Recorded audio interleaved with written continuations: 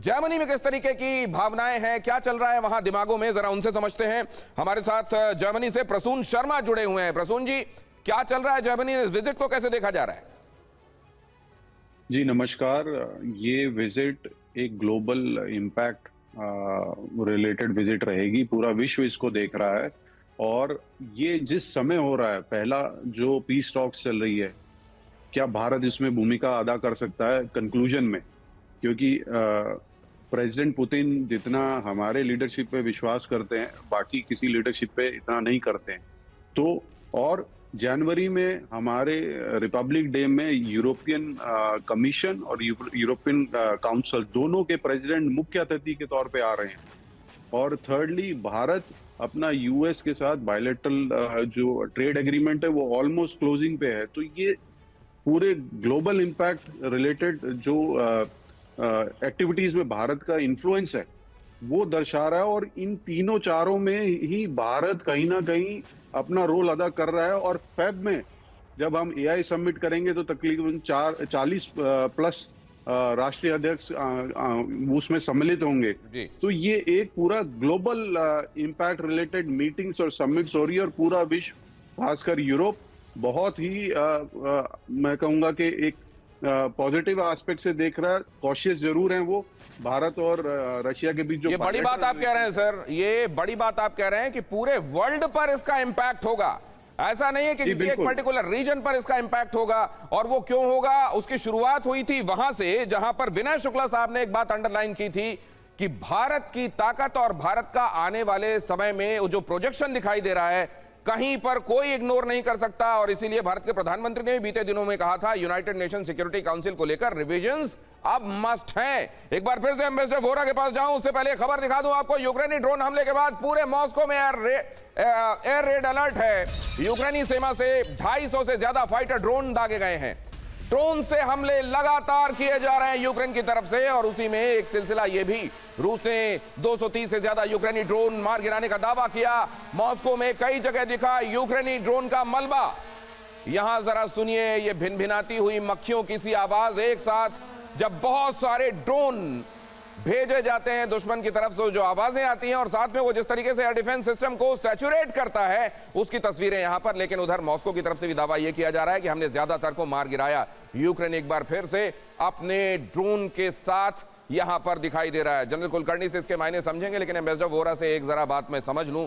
Ambassador Vora, Bharat देखिए दोनों बहुत अच्छे दोस्त हैं, दोस्ती जिंदाबाद है, लेकिन यह परिदृश्य, इसमें भारत की मजबूती को सब कोई रेखांकित कर रहे हैं। इसको कितना महत्वपूर्ण मानते हैं? भारत की मजबूती को सब कोई अंडरलाइन कर रहे हैं कि ये इस बार जो सिनेरियो बदला है वो इसलिए भी कि भारत बहुत तेजी से उभरती हुई ताकत है।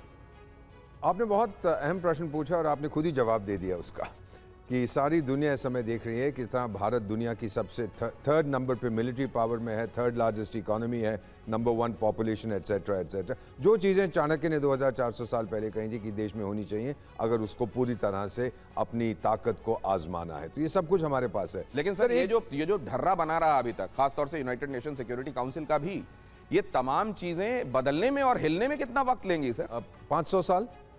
अगर संयुक्त राष्ट्र संघ को आप खत्म कर दें, जब मैंने फॉरेन सर्विस ज्वाइन की थी 73 में, कहते थे कि जब सोवियत संघ और यूनाइटेड स्टेट्स अग्री करते हैं, यूएन इज पॉइंटलेस, जब डिसअग्री करते हैं, UN is powerless, all other times UN is useless. ये उसको हमको सिखाया जाता था उस टाइम पे। मैं इतना बताना चाहता हूं सर कि अभी जब हम टेक्नोलॉजी ट्रांसफर की बात करते हैं, तो आप ये एक चीज़ देखिएगा कि मैं खरीदता हूँ किसी से कुछ भी, किसी भी देश से, अगर मैं उसे कहूँ भाई मुझे टेक्नोलॉजी दे दे, मैं खुद बनाऊंगा, वो बोलेगा जाओ यार अमृतसर की बढ़िया खाओ, मैं क्यों दूं, फिर मेरा मार्केट कम हो जाता है। रूस में ये बात नहीं है, टेक्नोलॉजी हमें दे रहे हैं, भले ही हमारी परचेजेस उनसे कम हो जाए। और फाइनली सर, रूस नफरत करता है वेस्टर्न हिजेमनी, जो पता है दादागिरी से, और ईस्टर्न दादागिरी से। ये जो चीन के साथ दोस्ती है, जितने हमारे विशेषज्ञ, आपसे कहूँगा 10 साल पहले ये इंटरनेट फिल्म आई थी, रशिया बिट्रेड। अगर आप रूसी भाषा बोलते हैं, देखिएगा उसको, किस तरह चीन हल्के हल्के हल्के करके रूस को निगलने की कोशिश कर रहा है, निबल कर रहा है।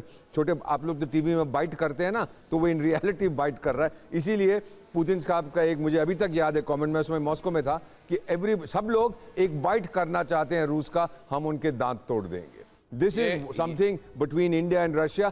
कभी भी बायलैटरली कोई हम लोगों के बीच में इस प्रकार का संबंध नहीं हुआ है सर। ये बड़ा इंपॉर्टेंट एनेक्डोट एक तरीके से। और रूसी सेना का यूक्रेन ठिकानों पर भीषण अटैक देखिए, ये रशिया भी तो पलटवार कर ही रहा है और इस कदर कर रहा है कि यूक्रेन को ये लगने लगा है कि अमेरिकी मदद अगर पीछे हट गई तो हमारा होगा क्या। रूसी हमले के बाद यूक्रेन में हाहाकार, MLRS अटैक के बाद भारी तबाही।